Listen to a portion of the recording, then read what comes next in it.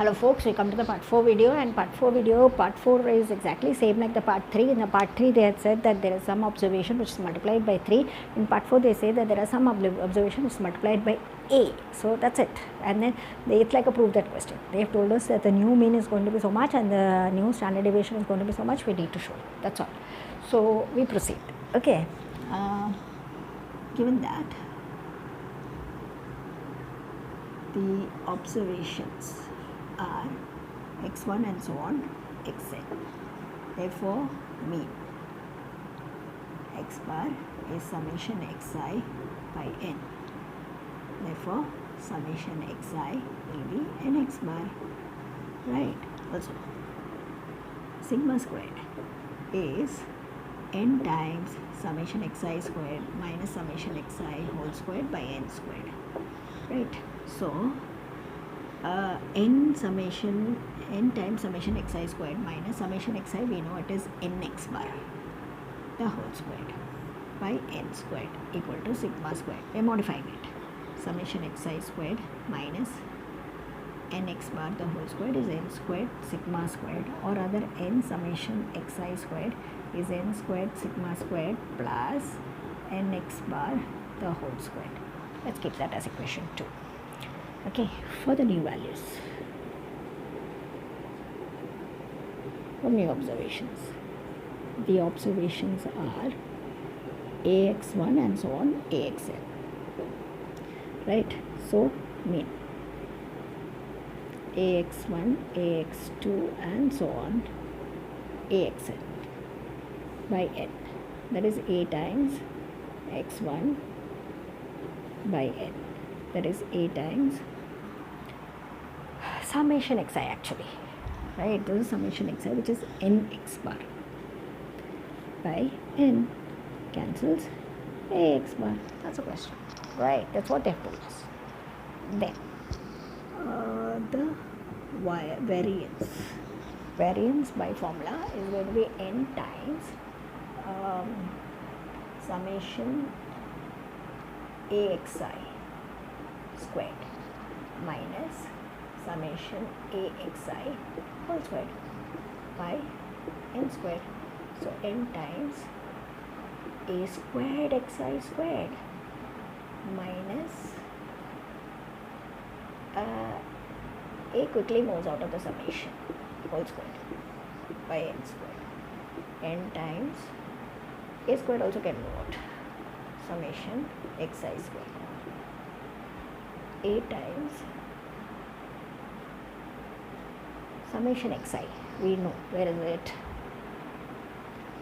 nx bar the whole square by n squared. So take these values and see how it is coming. You can take the n common, a squared xi squared, a squared x bar squared by n squared, one n can stay. Now a squared is common, we observe summation xi squared minus x bar squared by n. You can take this x bar squared from here. Yeah, we will get, if you there is no harm in this, you can take no summation xi squared will be n sigma squared plus n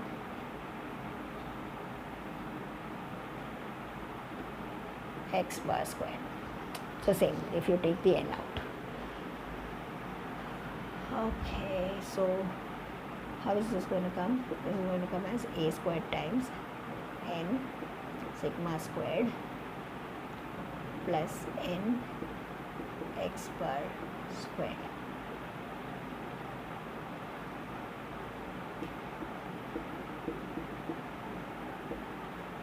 One minute, this has to vanish. Why this has come like this? Let's check.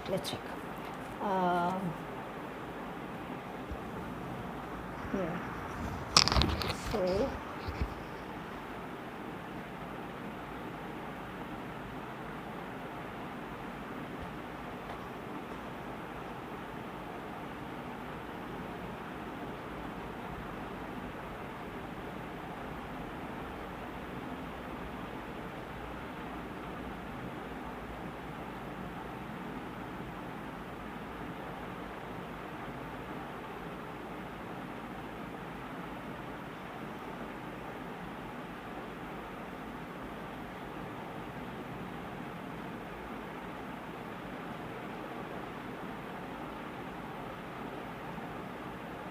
Okay, there is a square, isn't it?